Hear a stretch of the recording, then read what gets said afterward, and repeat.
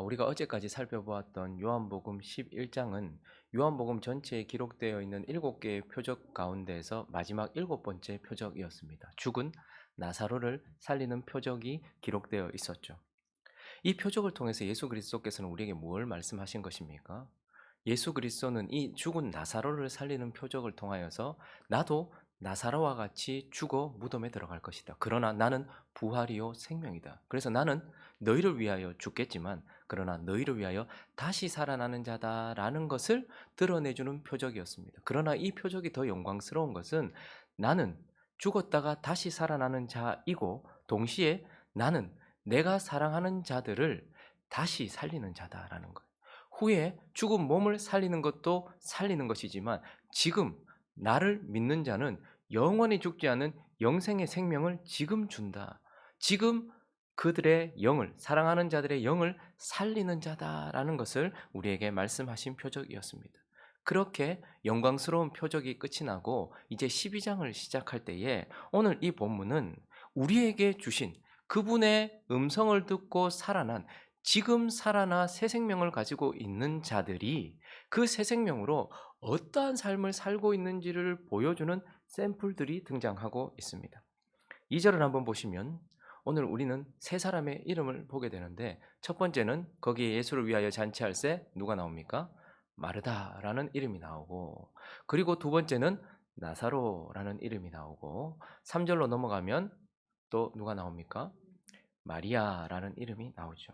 이 마르다, 나사로, 마리아는 예수께서 주신 새 생명을 얻은 자들이 어떠한 삶을 살아가는지를 보여주는 사람들이고 그래서 우리는 오늘 이들의 모습을 통하여서 새 생명을 가진 자들은 하나님 앞에서 예수 앞에서 어떤 삶을 사는지를 살펴보고 그러면 새 생명을 가진 저와 여러분은 이들의 모습을 통하여서 어떤 삶을 살아야 마땅한지를 살펴보려고 합니다. 그 첫 번째, 이제 이들의 모습 속에서 우리는 어떠한 삶을 살아야 하는가? 그 첫 번째는 마르다처럼 봉사하는 삶, 시중 드는 삶, 일하는 삶을 살아야 한다라는 것을 말해주고 있습니다. 자, 2절을 다시 한번 볼까요?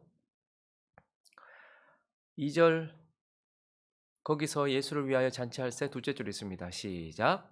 마르다는 일을 하고 마르다는 일을 하고 있다라고 말합니다. 저기서 말하는 일하다라는 것은 우리 집사님들을 얘기할 때 성경에서 집사님들을 얘기할 때 섬긴다, 봉사한다. 특별히 여기서는 시중 들다 이런 뜻입니다. 지금 마르다는 뭐 하고 있다고요?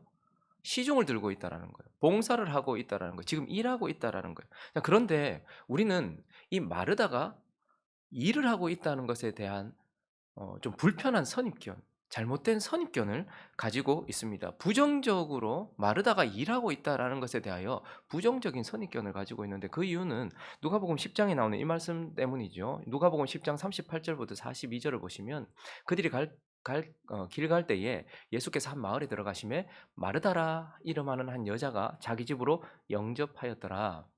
그에게 마리아라 하는 동생이 있어 주의 발치에 앉아 그의 말씀을 듣더니 마르다는 준비하는 일이 많아 마음이 분주한지라 예수께 나아가 이르되 주여 내 동생이 나 혼자 일하게 두는 것을 생각하지 아니하시나이까? 그를 명하사 나를 도와주라 하소서. 읽습니다. 시작.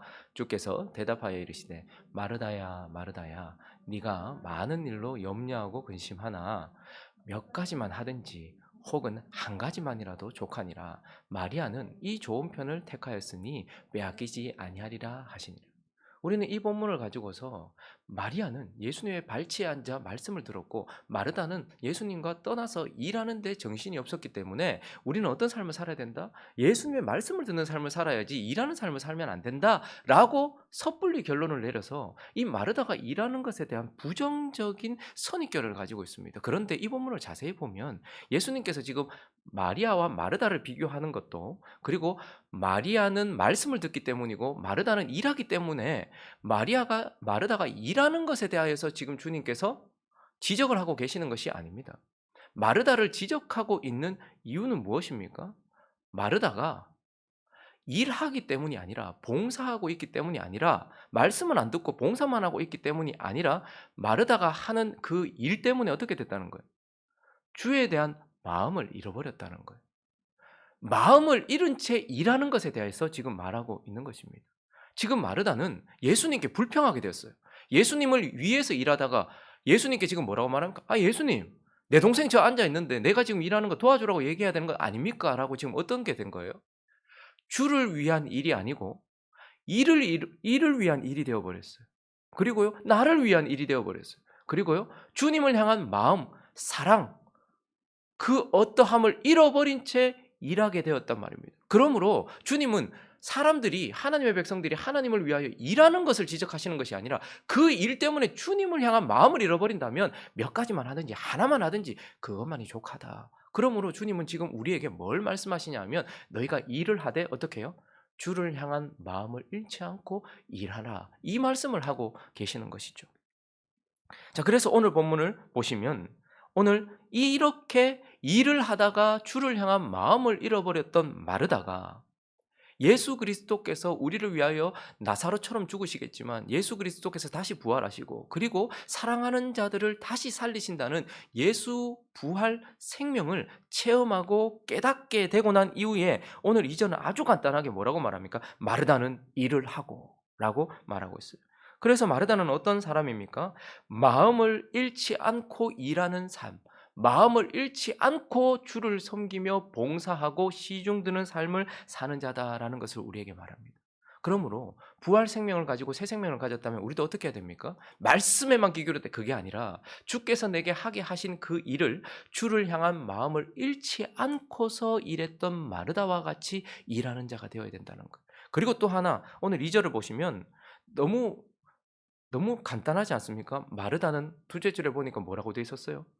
마르다는 일을 하고. 근데 저기서 일을 하고라는 단어는 미완료 과거 시제예요. 무슨 말인가 하면 처음부터 지금 계속 일하고 있다는 거예요. 계속해서 일하고 있어요. 근데 여러분 아시다시피 교회에서도 그렇죠. 주방에서 봉사하는 게 눈에 띕니까? 주방에서 봉사하고 시중 드는 거. 옆에서 우리 막 음식 먹고 있는데 예수님 거기 앉아 있어요. 부활한 나사로가 거기 앉아 있어요. 그리고 지금 마리아가 향유를 깨뜨렸어요. 막 이런 상황 가운데서 음식 시중 드는 사람이 눈에 보여도 보입니까? 안 보입니까? 사실 시중 드는 것은 눈에 보여도 보이는 일이 아닙니다. 그런데도 불구하고 마르다는 지금 계속 주님을 섬기고 있어요. 어떻게 해요? 보이지 않아도 주를 위해 일하고 있다라는 말입니다. 그리고 마르다의 이 일이, 여러분 마르다의 이야기는 이제 더 이상 등장하지 않습니다. 근데 마르다의 이 일이 어떤 사람에 대해서는요, 죄를 지어도 한 장 다 할애되는 사람도 있고 어떤 사람은 그 사람에 대하여서 수많은 자랑들이 있는 이야기들이 있어요. 근데 마르다는요, 한 절도 아니고 한 구절로 탁 마르다는 일을 하고 이렇게 말하고 있어요. 그럼에도 불구하고 그는 주님을 섬기고 있어요.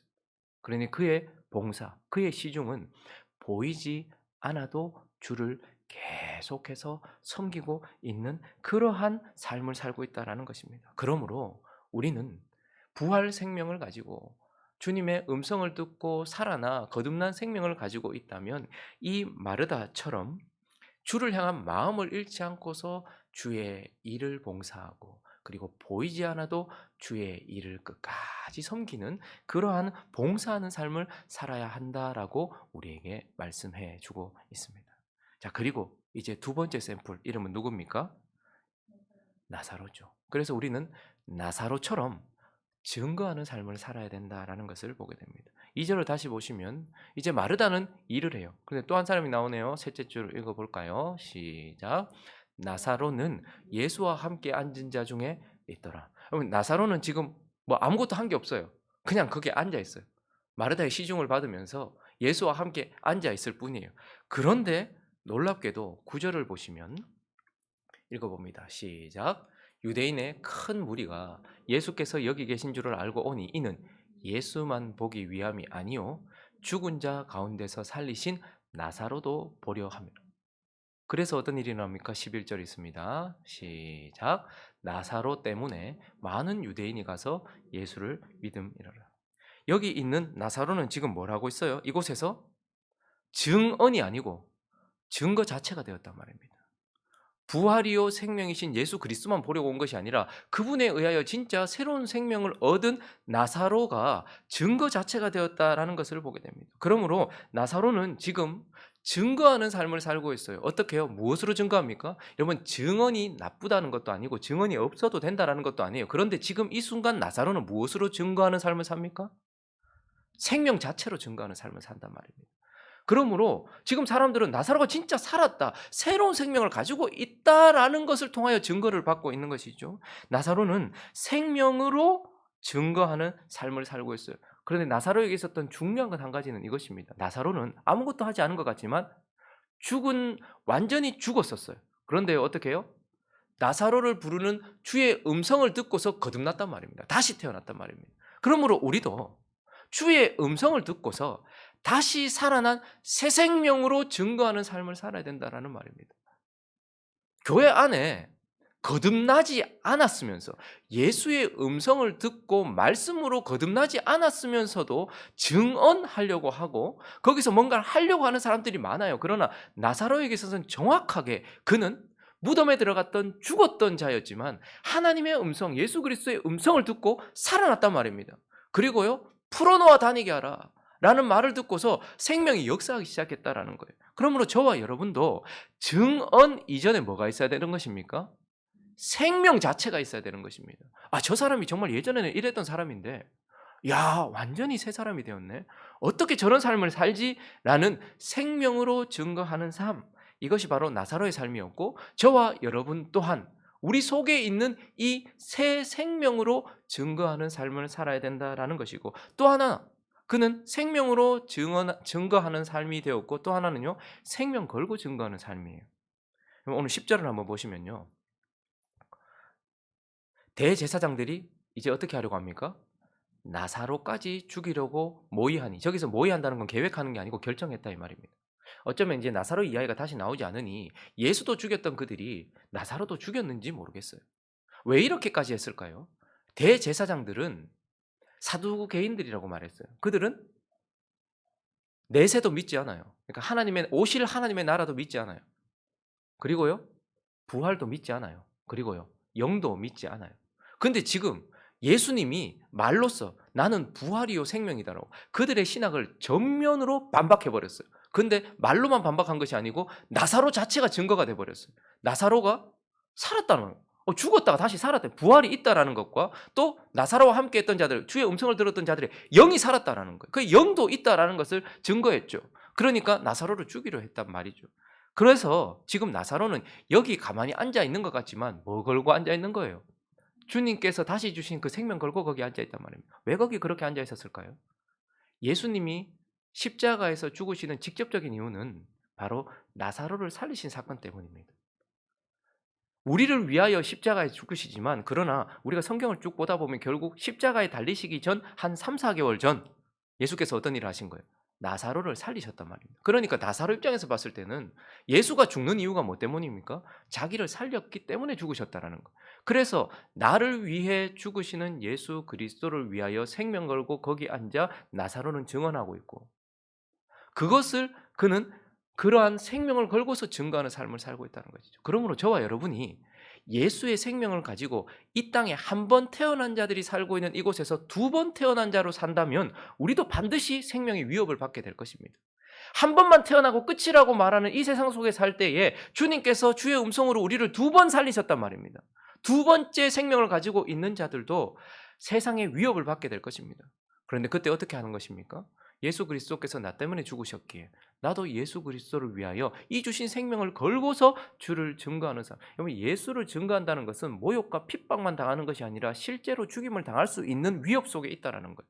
그러나 이 나사로는 여기 잔치집에 앉아서 아무것도 안 하고 있는 것이 아니라 생명 걸고 그가 진리다라고 증거하고 있는 것이죠.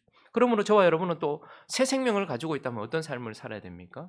생명 자체로 증거하는 삶, 그리고 그 생명을 생명 걸고서 증거하는 삶을 살아야 된다라고 말씀하고 있습니다. 그리고 마지막으로 오늘 한 사람이 더 등장하는데 우리는 또한 새 생명을 가진 자가 어떤 삶을 사는지 또 어떤 삶을 살아야 하는지 세 번째는 마리아처럼 예배하는 삶, 이러한 삶을 살아야 된다라는 것을 보게 됩니다. 자, 3절을 한번 읽어 주시겠습니까? 3절 시작.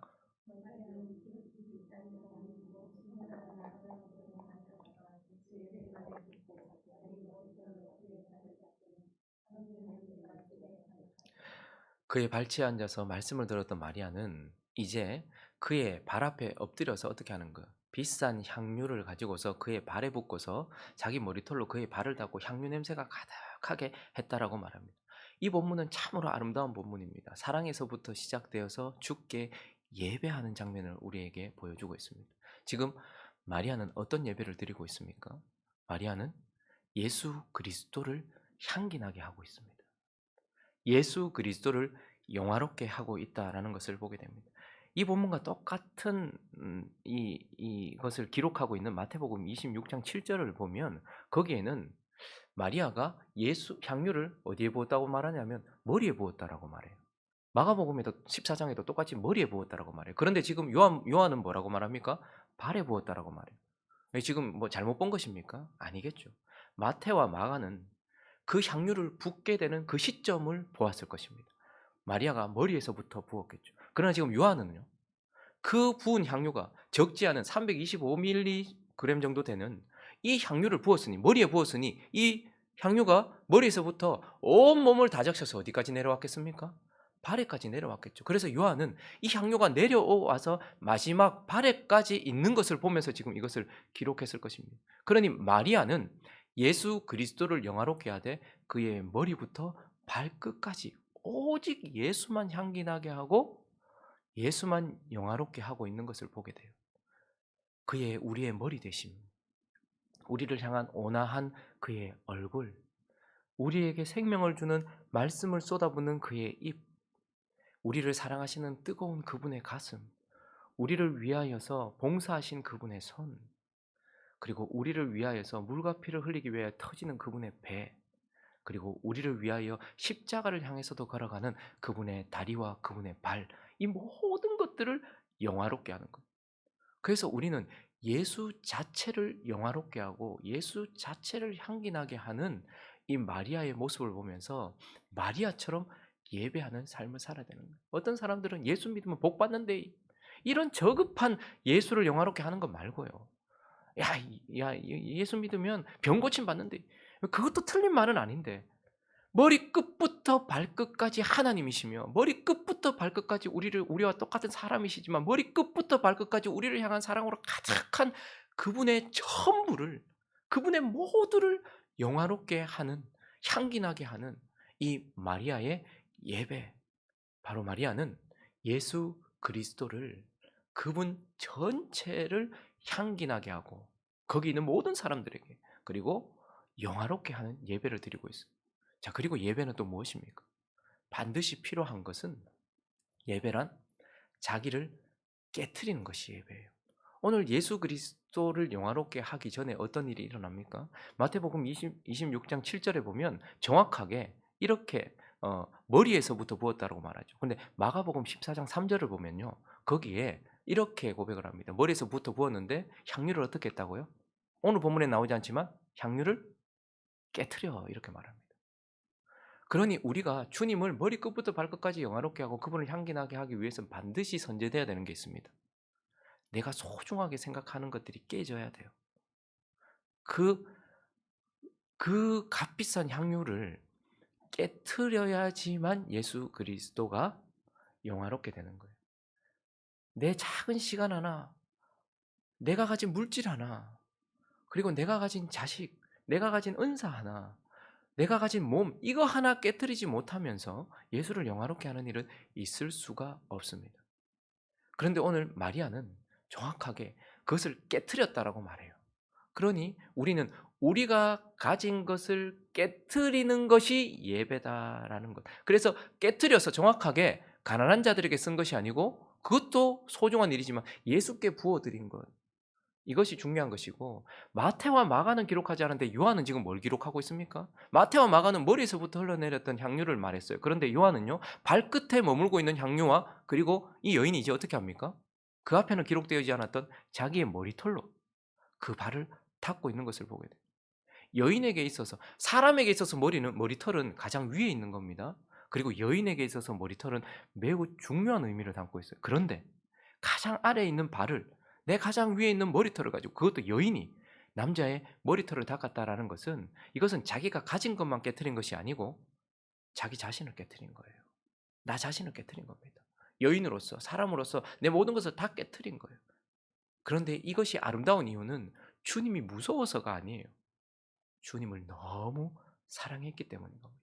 그러니 예배는 주를 향한 사랑 때문에 그의 발에 엎드리는 것뿐만 아니라 주를 향한 사랑 때문에 내가 가진 것도 깨트리고, 주변 사람들은 그 허비다라고 말할 정도로 다 깨트려 버리고 나 자신도 깨트려 버려서 오직 주님만 향기 나게 하는 삶, 그게 마리아의 예배였고, 정말 새 생명을 가지고 있다면 주님께 엎드리는 정도만이 아니라 어떻게 해요? 내가 가진 소중한 것들과 나 자신을 깨트려서 예수 그리스도의 머리끝부터 발끝까지, 나를 머리끝부터 발끝까지 구원하신 그분을 영화롭게 하는 예배의 삶, 이것이 바로 새 생명을 가진 자들의 삶이다라고 말씀하고 있는 것입니다. 말씀을 정리하겠습니다. 여러분, 이제 요한복음 12장은 예수님께 없었으면 하는 이제 장면이에요. 왜냐하면 11장까지는 예수 그리스도께서 하신 일들에 대해서 나오는데, 12장부터 요한은요, 거의 이 요한복음의 절반을 예수 그리스도께서 십자가를 향해 걸어가시면서 받으시는 고난, 순환, 그리고 죽음에 대해서 기록하고 있거든요. 그러니 이 12장의 첫 이 본문부터는 이제 예수 그리스도께서 죽으실 것에 대하여, 그리고 그 죽음의 실제를 우리에게 보여주고 있어요. 그런데 주님이 왜 굳이 그 길을 가시는 걸까요? 왜 결코 죽음을 향해서, 십자가를 향해서 그렇게 가시는 걸까요? 그 첫 번째 이유는 아마 주님이 저와 여러분을 사랑하고 마르다, 나사로, 마리아를 사랑하기 때문에 그곳으로 가는 것일 겁니다. 그러나 그분은 사랑하기 때문에 눈물만 흘리고 가는 것이 아니라, 또한 그곳으로 기어이 가는 이유는 오늘 이 마르다와 나사로와 마리아와 같이 주를 위해 봉사하고 주를 증거하고 주를 예배하는 자들이 그분의 죽음을 통하여서 일어나기 때문에, 그것을 볼 수 있기 때문에, 마치 여인이 굳이 해산하는 이유는, 죽을 것 같은 고통 가운데서도 해산하는 이유는 이 고통 이후에 뭘 볼 수 있습니까? 생명을 볼 수 있는 거예요. 사랑하는 자녀를 볼 수 있기 때문이고, 예수도 자기가 고통 가운데 죽겠지만 그러나 기어이 십자가의 길을 걸어가는 이유는 그 죽음 이후에 뭐가 있다는 거예요. 마르다와 나사로와 이 마리아와 같은, 저와 여러분과 같은 새 생명을 보게 되는 거예요. 죽음의 향기 가득하던 초상집 같았던 그들의 삶이 지금 향유 냄새 가득한 잔치집이 되어지는 것처럼, 저와 여러분이 예수 그리스도의 고난과 죽음 이후에 이러한 향유 냄새 가득한 잔치집과 같은 삶이 되어질 수 있기 때문에 그분은 기어이 그 십자가의 길을 가시는 것이죠. 그리고 왜 그분이 기어이 십자가의 길을 가십니까? 이러한 자들을 보고 싶기 때문이 아니겠습니까? 그분이 십자가를 지는 이유는 단순히 그냥 내가 죽을 게가 아니고 이러한 자들을 보기 원하는 마음 때문일 것입니다. 그러므로 오늘 이 아침에 예수 그리스도께서 주신 새 생명을 가졌다면 어떠한 삶을 살아야 되는지를 다시 한번 마르다와 나사로와 마리아를 통해 확인하고서, 이것이 그들의 삶이 아니라 나의 삶이 되어서 주님의 고난과 죽음이 영화롭게 되는 저와 여러분들의 삶이 되기를 예수 그리스도의 이름으로 축원합니다.